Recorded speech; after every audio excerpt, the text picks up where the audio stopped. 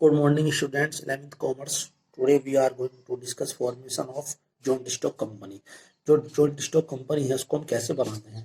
तो joint stock company बनाने की एक लीगल प्रोसीजर होता है। joint stock company has to follow certain specified legal procedure for its formation. Planned action and conscious efforts are required. अगर joint stock company बनानी है तो उसका एक लीगल प्रोसीजर होता है और लीगल प्रोसीजर के द्वारा जो है इसमें कुछ स्टेज होती हैं। Formation of company involves the following stages. तो ये इसमें 4 स्टेज हैं आपकी जो है प्रमोशन है, इनकॉर्पोरेशन है, कैपिटल सब्सक्रिप्शन स्टेज है और कमेंसमेंट ऑफ बिजनेस। तो आज जो है हम प्रमोशन के बारे में डिस्कस करेंगे। ठीक है, जो प्रमोशन है वो फर्स्ट स्टेज होती है। तो प्रमोशन जो है ये 4.1 है, फर्स्ट स्टेज है प्रमोशन की। ठीक है, इसमें प्रमोशन में जो है कंपनी की जो स्टार्टिंग जो करने का जो है विचार आता है कि प्रमोशन में ये काम होता है, कंपनी को बनाने का विचार होता है, कंपनी को बनाने तक की जो प्रोसेस होती है।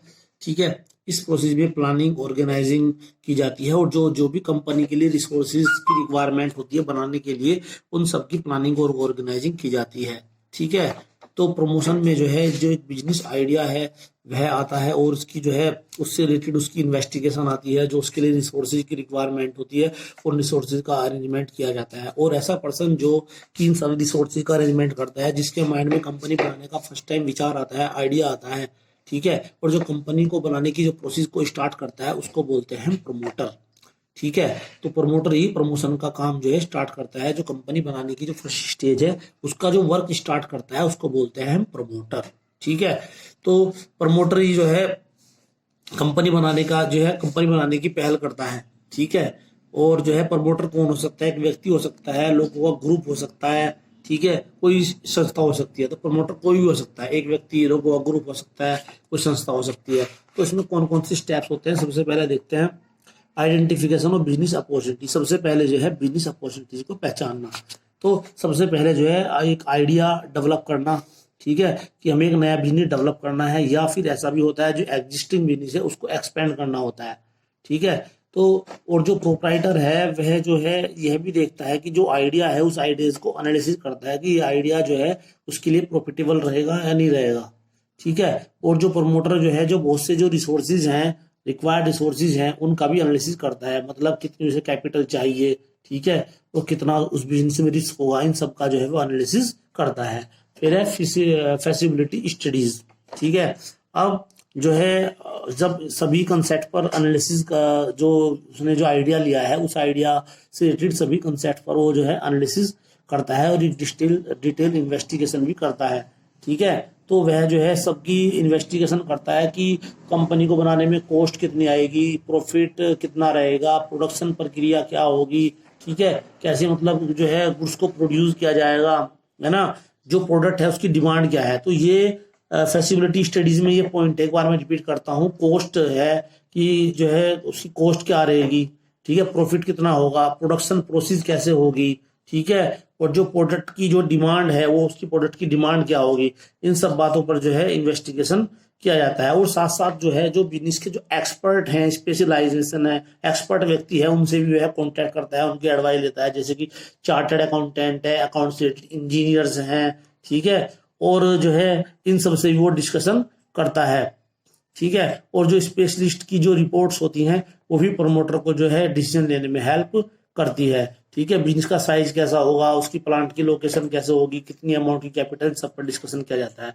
अब इसमें जो फिजिबिलिटी स्टडीज है इसमें क्या क्या चीज इंक्लूड होती है। टेक्निकल फिजिबिलिटी जो है जो कभी कभी जो है बिजनेस का आइडिया था बहुत अच्छा। टेक्निकल फिजिबिलिटी कभी कभी क्या होता है कि बिजनेस का आइडिया तो बहुत अच्छा होता है, लेकिन जो है बिजनेस से रिलेटेड जो रॉ मटेरियल है, इनपुट्स है या टेक्नोलॉजी है वो जो है अवेलेबल नहीं हो पाती है। ठीक है, तो जिससे जो है बिजनेस को सही तरीके से नहीं चलाया जा सकता है। The project is considered technically unfeasible unless the technology और other required inputs can be imported or available in our country. मतलब ऐसा है, बिजनेस को जब तक स्टार्ट नहीं कर सकते जब तक जो है जो इनपुट जो रिक्वायर्ड हैं वो इम्पोर्ट ना कर ले जाए, अवेलेबल ना हो जाए। उसके बाद है फाइनेंशियल फिजिबिलिटी। मतलब अगर हमें जो है कोई भी बिजनेस स्टार्ट करना है तो उसके लिए हमें रिक्वायर्ड जो है कैपिटल चाहिए, उसका अरेंजमेंट होना चाहिए। अगर उसका अरेंजमेंट नहीं हो पाता है तो इसका मतलब इट मीन्स फाइनेंशियल अनफिजिबल है, ठीक है, यानी कि बिजनेस जो है फाइनेंशियल रूप से अनफिजिबल है, ठीक है। तो अगर सपोज करो एक एग्जांपल दिया गया है कि कोई रूरल एरिया है, उसका हमें शहरीकरण करना है, ग्रामीण क्षेत्र का हमें शहरीकरण करना है, तो उसके लिए जो विशाल फंड चाहिए, ठीक है, तो तभी हम कर सकते हैं। अगर हमारे पास पैसा नहीं होगा तब हम ऐसा नहीं कर सकते हैं, ठीक है।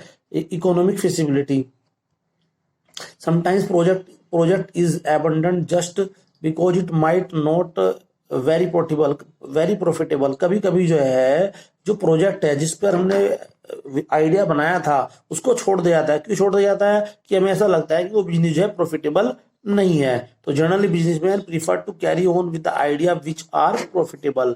तो बिजनेसमैन जो है उसे ही करते हैं जो कि प्रॉफिटेबल होता है, ठीक है। ये सारे के सारे 4 के 4 पॉइंट हैं। इन सॉरी जो 3 पॉइंट हैं इन सब में यही बताया गया है कि अगर हमने आइडिया बना लिया लेकिन हमारे पास टेक्निकल जो रिसोर्सेज नहीं है, हमारे पास रॉ मटेरियल नहीं है, तो हम उस बिजनेस को नहीं कर सकते हैं। अगर हमारे पास फाइनेंस की प्रॉब्लम है तो हम बिजनेस को नहीं कर सकते हैं। अगर कोई जो आइडिया तो अच्छा है वो प्रॉफिटेबल नहीं है तो हम उसे नहीं कर सकते हैं। उसके बाद पॉइंट नंबर 3 है नेम अप्रूवल। जो दो कंपनी अगर एक से नाम की होंगी, two companies can not have identified. अगर जो दो कंपनी का एक सा नाम नहीं हो सकता है, ठीक है, तो इसलिए जब कंपनी का जब रजिस्ट्रेशन कराया जाता है रजिस्ट्रार के पास, तो रजिस्ट्रार जो इस चीज को मैच करता है, ठीक है ना। अगर जो है कंपनी का नाम दूसरे कंपनी का जो नेम है किसी दूसरी कंपनी के नेम से मैच करता है तो उसका रजिस्ट्रेशन नहीं किया जा सकता है, ठीक है। तो इस बात का भी हमें ध्यान रखना होता है कि कंपनी का नाम जो है दूसरी कंपनी के नेम से मिलता हुआ ना हो। फिर है fixing of signatories to memorandum of association, ठीक है। तो जो प्रमोटर है उसे यह भी, जो प्रमोटर्स है ना, उसे यह भी डिसाइड करना होता है कि जो कंपनी का जो एक इम्पोर्टेंट डॉक्यूमेंट्स है, मेमोरेंडम है, उस पर कौन सिग्नेचर करेगा, ठीक है। और usually the signature of memorandum become the first director of the company. जो मेमोरेंडम पर सिग्नेचर करते हैं वो कंपनी के फर्स्ट डायरेक्टर होते हैं, ठीक है। और ऐसे तो तब प्रमोटर को जो है एक रिटन कंसेंट लेनी पड़ती है डायरेक्टर से, जो उस पर सिग्नेचर करेंगे उनसे रिटन कंसेंट लेनी पड़ती है। दूसरी बात, और जो डायरेक्टर कंपनी का बनने जा रहा है उसके पास जो है क्वालिफिकेशन शेयर भी होने चाहिए। क्वालिफिकेशन शेयर का मतलब यह है कि डायरेक्टर बनने के लिए ये होता है कि कंपनी कम से कम उसके पास इतने शेयर होने चाहिए, ठीक है, तभी वो जो है डायरेक्टर बन सकता है। लेकिन अब जो न्यू सिस्टम में, न्यू एक्ट में जो है क्वालिफिकेशन शेयर का जो सिस्टम है खत्म कर दिया गया है। अब है अपॉइंटमेंट ऑफ प्रोफेशनल्स, ठीक है। जो प्रमोटर है वो प्रोफेशनल का अपॉइंटमेंट करता है, जैसे ब्रोकर है, अंडरराइटर है, ठीक है, जिससे कि फंड की अवेलेबिलिटी रहे, कंपनी की सिक्योरिटीज को सही तरीके से करा जा सके। सोलिसिटर को अपॉइंट किया जाता है लीगल मैटर्स के लिए, ठीक है। वो ब्रोकर को अपॉइंट किया जाता है जिससे कि फाइनेंशियल डीलिंग जो है स्मूथली चलती रहे, ठीक है ना। उसके बाद है प्रिपेयर ऑफ नेसेसरी डॉक्यूमेंट्स। कुछ जो प्रमोटर है कुछ उसे इंपोर्टेंट डॉक्यूमेंट्स प्रिपेयर करने होते हैं, ठीक है, और वो जो इंपोर्टेंट डॉक्यूमेंट्स है वो रजिस्ट्रार के यहाँ पर सबमिट किए जाते हैं टाइम, जब भी कॉर्पोरेशन का टाइम होता है। तो वे जो है इंपोर्टेंट डॉक्यूमेंट्स कौन कौन से होते हैं? मेमोरेंडम ऑफ एसोसिएशन होता है, memorandum of association, article of association और प्रोस्पेक्टस। ये 3 इंपोर्टेंट डॉक्यूमेंट्स हैं जो कि जो प्रमोटर को जो है रजिस्ट्रार के यहाँ पर सबमिट करने होते हैं। एक बार फिर देख लीजिए, memorandum of association, article of association, prospectus, ठीक है। Okay, thank you.